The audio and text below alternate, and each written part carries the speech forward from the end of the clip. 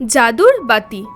এককালে এক ছোট্ট গ্রামে করণ নামে এক ছেলে ছিল। সে তার দাদি রানীর সাথে থাকতো। একদিন জঙ্গলে ঘুরতে গিয়ে করণ একটি পুরনো বাতি পায়। সে যখন এটি ঘষে তখন একটি জাদুর জিন আবির্ভূত হয়। জিন বলল, আমি তোমার 3টি ইচ্ছে পূরণ করব। কিন্তু করণ আলাদা ছিল। সে বিশেষ কিছু চেয়েছিল। সে জিনকে মানুষকে খুশি করার ক্ষমতা দিতে বলল।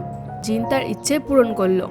করণ তার নতুন জাদুকরী ক্ষমতা নিয়ে গ্রামে ফিরে এলো এবং সবার জন্য দয়াধর্ম কাজ করলো। সে কৃষকদের ফসল ফলানোর ক্ষেত্রে সাহায্য করলো এবং ছেলে মেয়েদের পড়াশোনা শেখালো। যখনই কেউ দুঃখিত বোধ করত, সে তাকে ভালো কথা এবং হাসি দিয়ে তাদের সান্ত্বনা দিত।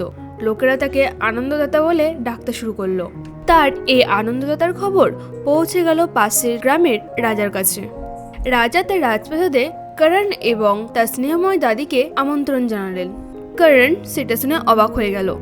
রাজপ্রাসাদে করণের কাছে সাহায্য চাইলেন রাজা। তার রাজ্যের মানুষেরা খুবই অসুখী ছিল, তাই রাজা চেয়েছিলেন সেখানে আবার সুখ ফিরিয়ে আনতে। করণ আনন্দের সাথে রাজি হলেন এবং সমস্যাযুক্ত রাজ্যের উদ্দেশ্যে রওনা হলেন।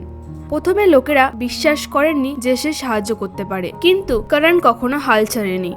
সে একটি মজার ইভেন্ট আয়োজন করলো, লোকজনকে একত্রিত করলো এবং তাদেরকে দয়াধর্মের জাদু দেখালো। ধীরে ধীরে রাজ্যটি পরিবর্তিত হতে শুরু করলো। লোকেরা আবার হাসতে শুরু করলো এবং হাসির বাতাস ভরে গেল রাজ্য জুড়ে। করণের দয়াধর্ম তাদের জীবনে আবার সুখ ফিরিয়ে আনলো। কয়েকটা সময় পার হলো। করণের খ্যাতি চারিপাশে ছড়িয়ে পড়ল। সে আনন্দ ও মঙ্গলের প্রতীক হিসেবে পরিচিত হয়ে উঠল। তার গল্প অনেককে দয়াধর্মী ও সহানুভূতিশীল হওয়ার জন্য অনুপ্রাণিত করে।